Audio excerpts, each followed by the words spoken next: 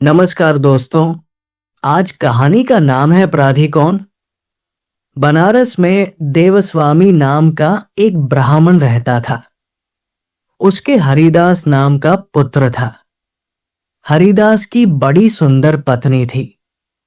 नाम था लावण्यवती। एक दिन वे महल के ऊपर छत पर सो रहे थे कि आधी रात के समय एक गंधर्व कुमार आकाश में घूमता हुआ उधर से निकला। वो लावण्यवती के रूप पर मुग्ध होकर उसे उड़ाकर ले गया। जागने पर हरिदास ने देखा कि उसकी स्त्री नहीं है, तो उसे बड़ा दुख हुआ और वह मरने के लिए तैयार हो गया। लोगों के समझाने पर वो मान तो गया, लेकिन ये सोचकर कि तीरथ करने से शायद पाप दूर हो जाए और स्त्री मिल जाए, वो घर से निकल पड़ा। चलते चलते वो किसी गांव में एक ब्राह्मण के घर पहुंचा। उसे भूखा देख ब्राह्मणी ने उसे कटोरा भरकर खीर दे दी और तालाब के किनारे बैठकर खाने को कहा। हरिदास खीर लेकर एक पेड़ के नीचे आया और कटोरा वहां रखकर तालाब में हाथ मुंह धोने गया।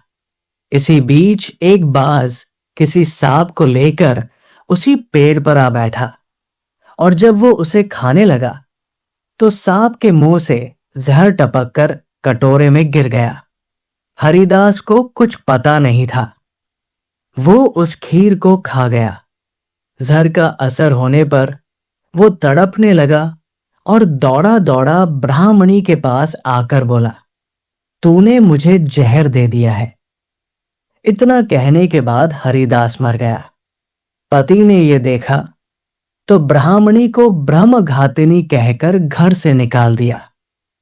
इतना कहकर बेताल बोला, राजन, बताओ कि सांप, बाज और ब्राह्मणी, इन तीनों में अपराधी कौन है। राजा ने कहा, कोई नहीं। सांप तो इसलिए नहीं क्योंकि वो शत्रु के वश में था। बाज इसलिए नहीं कि वो भूखा था। जो उसे मिल गया उसी को वो खाने लगा। ब्राह्मणी इसलिए नहीं कि उसने अपना धर्म समझकर उसे खीर दी थी और अच्छी दी थी। जो इन तीनों में से किसी को दोषी कहेगा वो स्वयं दोषी होगा। इसलिए अपराधी ब्राह्मणी का पति था, जिसने बिना विचारे ब्राह्मणी को घर से निकाल दिया। इतना सुनकर बेताल फिर पेड़ पर जा लटका और राजा को वहां जाकर उसे लाना पड़ा। बेताल ने चलते चलते नई कहानी सुनाई।